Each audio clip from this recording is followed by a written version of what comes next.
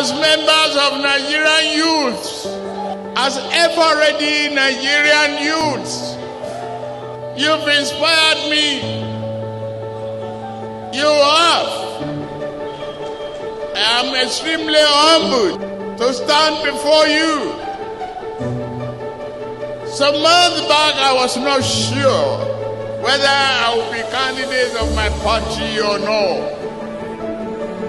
But with your nurturing assurance, I'm here as your accepted candidate with a renewed hope to give you today, tomorrow, and day after.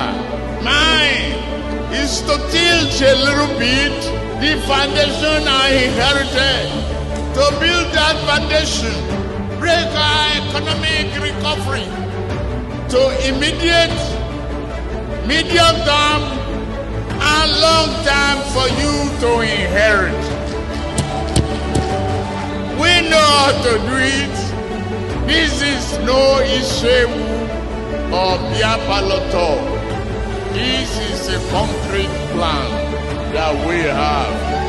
This is an assured hope for all of you.